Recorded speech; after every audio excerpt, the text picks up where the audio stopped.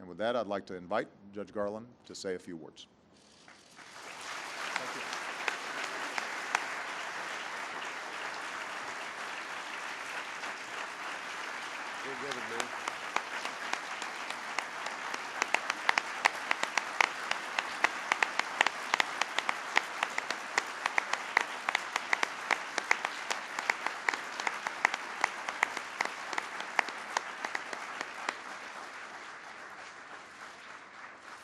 Thank you, Mr. President. This is the greatest honor of my life, other than Lynn agreeing to marry me 28 years ago. It's also the greatest gift I've ever received, except, and there's another caveat, the birth of our daughters, Jessie and Becky. As my parents taught me, by both words and deeds, a life of public service is as much a gift to the person who serves as it is to those he is serving. And for me, there could be no higher public service than serving as a member of the United States Supreme Court. My family deserves much of the credit for the path that led me here. My grandparents left the Pale of Settlement at the border of Western Russia and Eastern Europe in the early 1900s, fleeing anti-Semitism and hoping to make a better life for their children in America. They settled in the Midwest, eventually making their way to Chicago.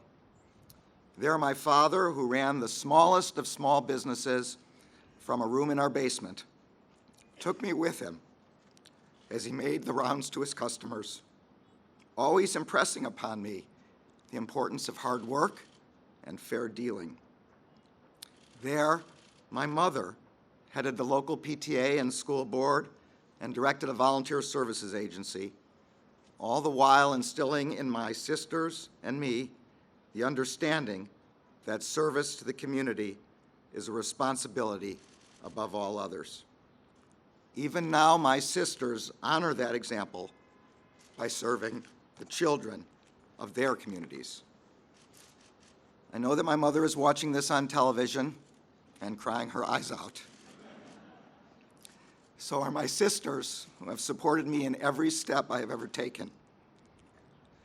I only wish that my father were here to see this today.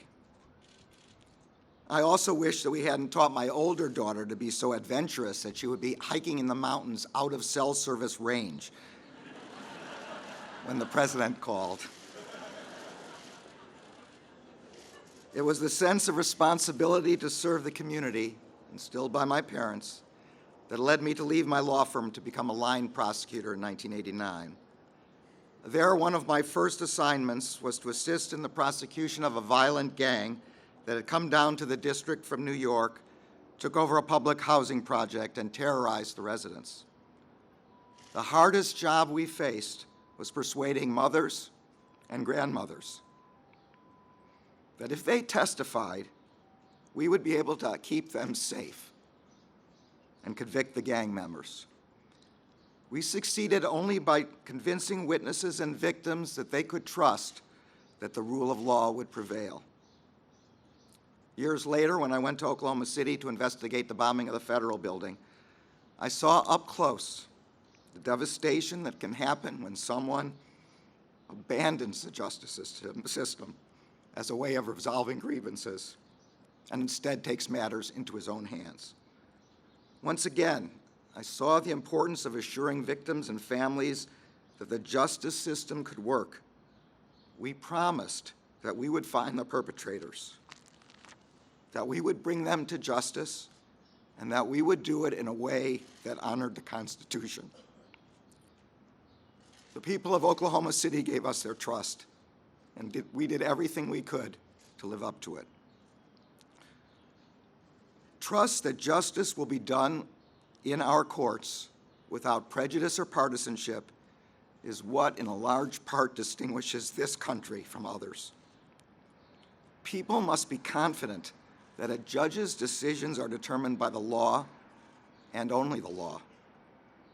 For a judge to be worthy of such trust, he or she must be faithful to the Constitution and to the statutes passed by the Congress. He or she must put aside his personal views or preferences and follow the law, not make it.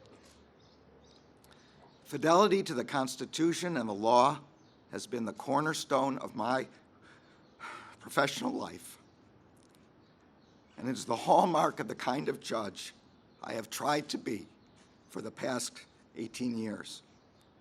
If the Senate sees fit to confirm me to the position for which I have been nominated today, I promise to continue on that course. Mr. President, it's a great privilege to be nominated by a fellow Chicagoan.